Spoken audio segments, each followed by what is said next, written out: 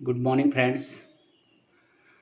आज के इस वीडियो में हम नियोजित विकास की राजनीति जो चैप्टर चल रहा है उसमें तीसरी और चौथी पंचवर्षीय योजना के बारे में चर्चा करेंगे।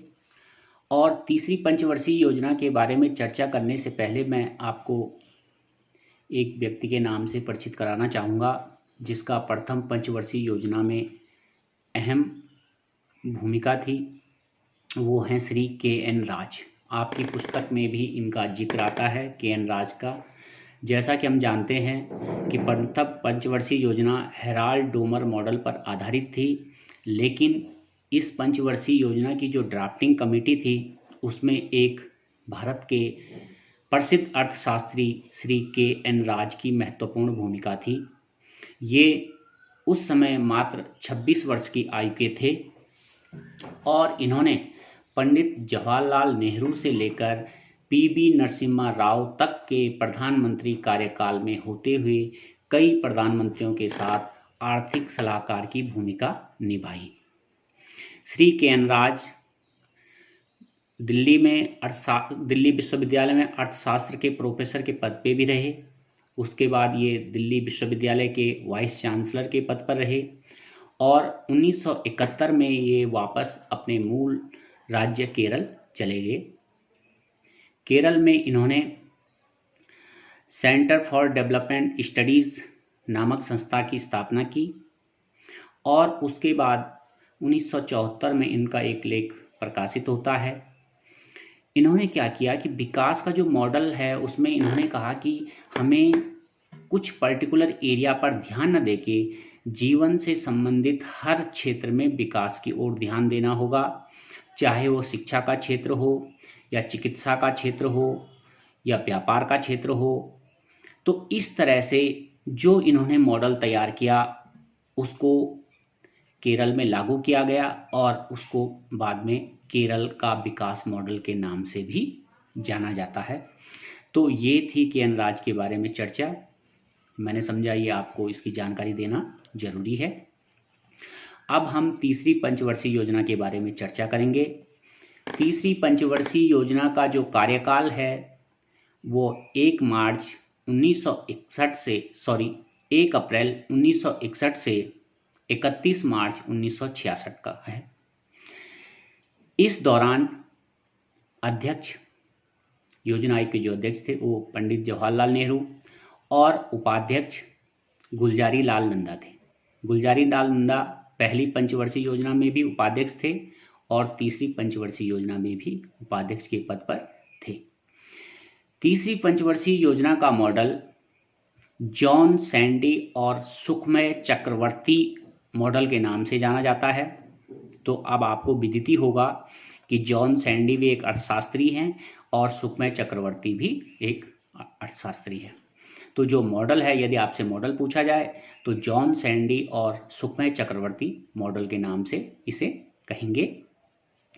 इसमें जो क्षेत्र था, प्राथमिक क्षेत्र इसमें रखा गया कृषि और उद्योग धंधे, दोनों को इसमें सम्मिलित किया गया। जैसे हमने पंचवर्षीय योजना में मुख्य क्षेत्र कृषि था, दूसरी पंचवर्षीय योजना में मुख्य क्षेत्र उद्योग धंधे था, लेकिन इसमें दोनों को, कृषि और उद्योग धंधे दोनों को सम्मिलित किया गया और जो लक्ष्य रखा गया वो था आत्मनिर्भर व स्वतः स्फूर्तिवान बनाए जाने पर जोर। आत्मनिर्भर मतलब देश को आत्मनिर्भर और स्वतः स्फूर्तिवान बनाए जाने पर जोर। इस योजना में जो हमने विकास का लक्ष्य रखा था वो था 5.6%, लेकिन जो विकास दर हासिल हुई वो 2.4% हुई। तो जो हमने लक्ष्य रखा था वो था 5.6 और विकास का जो आंकड़ा हमने छुआ वो था 2.4, यानी आधे से भी कम। अब इसका कारण क्या रहा होगा कि भाई हमने जो लक्ष्य रखा उसका हम आधे भी प्राप्ति नहीं कर पाए। तो आपको ध्यान देना होगा कि तीसरी पंचवर्षीय योजना का कार्यकाल 1961 से 66 है। इसी दौरान 1962 में चीन द्वारा भारत पर आक्रमण किया गया। सर्दियों का टाइम था, अक्टूबर 1962 में चीन ने भारत पर आक्रमण कर दिया और इसमें भारत को एक तरफा हार स्वीकार करनी पड़ी। पूरे विश्व में जवाहरलाल नेहरू की किरकिरी हुई, इनकी छवि पे दाग लगे। तत्कालीन जो रक्षा मंत्री थे मेनन साहब, उनको त्यागपत्र देना पड़ा। उसके बाद 27 मई 1964 को जवाहरलाल नेहरू की मृत्यु हो जाती है। 27 मई 1964। तो देश में एक अव्यवस्था का माहौल हो जाता है कि प्रधानमंत्री किसे बनाया जाए। तो उसके बाद लाल बहादुर शास्त्री जी को जवाहरलाल नेहरू की जगह पे प्रधानमंत्री नियुक्त किया जाता है। तो इस चीज का फायदा उठाते हुए, क्योंकि भारत की उस समय आर्थिक और सैनिक स्थिति को कमजोर देखते हुए पाकिस्तान 1965 में भारत पर हमला कर देता है।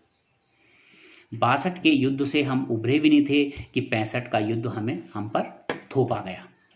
भारत और पाकिस्तान का युद्ध होता है जिसमें भारत विजयी होता है।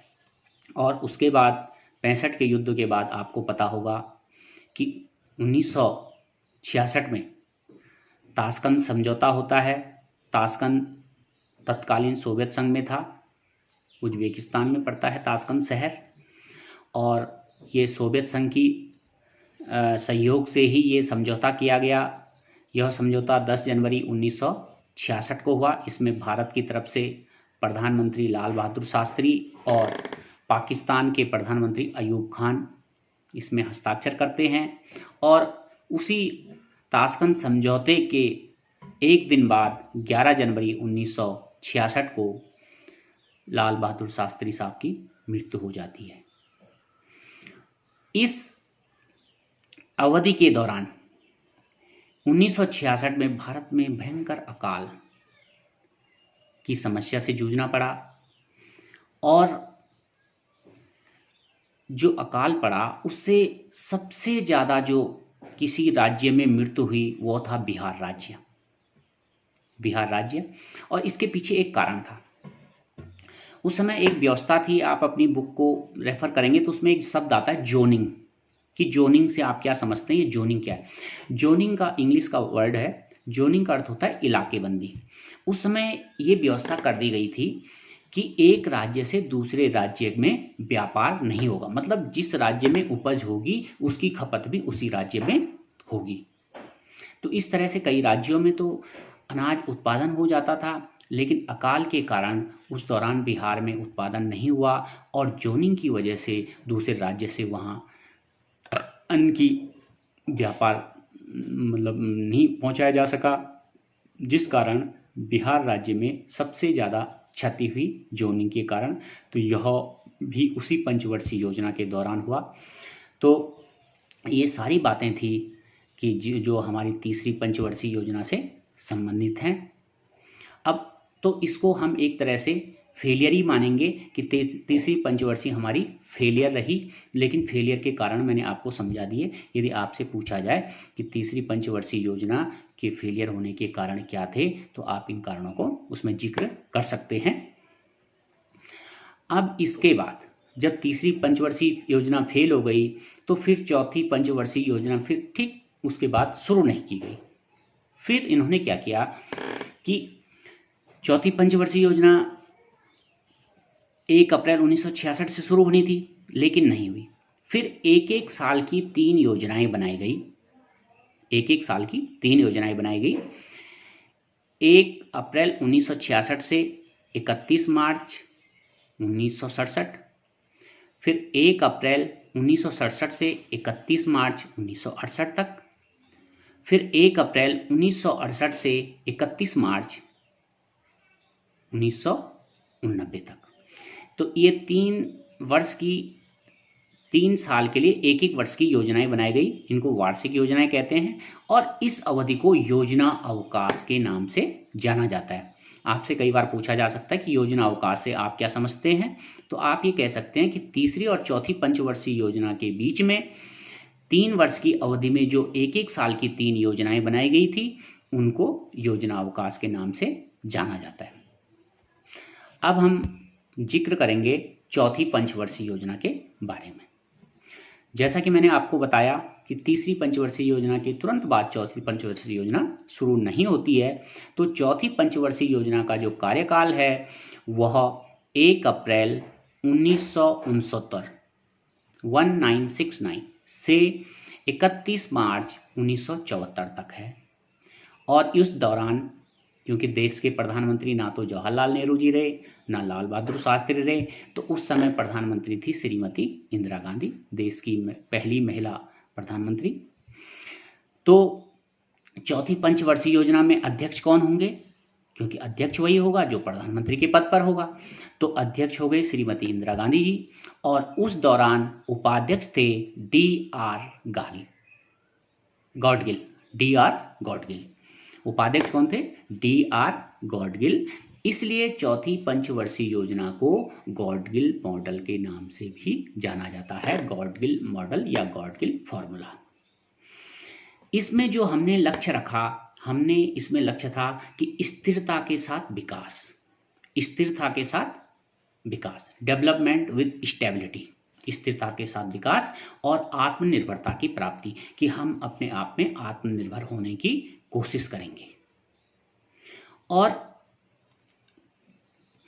इस योजना में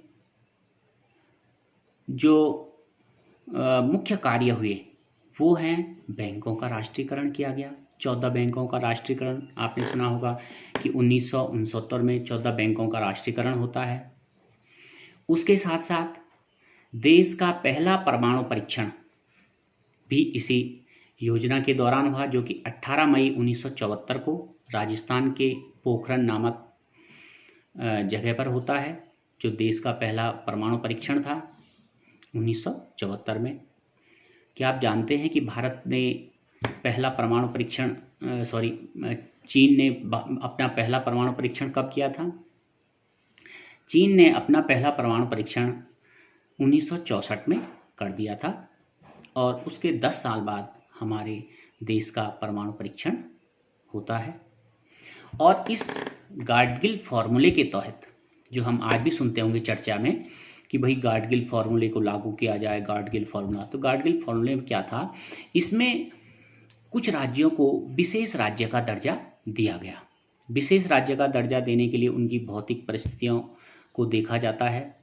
तो उस समय जो चौथी पंचवर्षीय योजना है, गॉडगिल फॉर्मूले के तहत 3 राज्यों को विशेष राज्य का दर्जा दिया गया था, और वो 3 राज्य थे जम्मू कश्मीर, असम और नागालैंड। जम्मू कश्मीर, असम और नागालैंड। यदि वर्तमान में हम बात करें और जम्मू कश्मीर को भी एक, फिलहाल जम्मू कश्मीर तो 2 यूनियन टेरिटरी हैं, लेकिन अगर हम उसको राज्य के रूप में देखें तो भारत में 11 राज्यों को विशेष राज्य का दर्जा हासिल था। तो ये तो रही चौथी पंचवर्षीय योजना के बारे में बातें।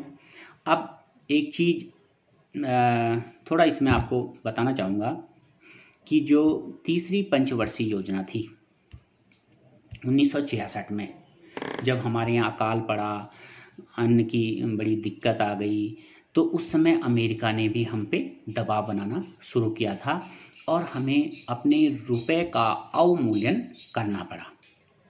मतलब रुपए की कीमत को कम करना पड़ा, हमारे रुपए की कीमत कम हो गई।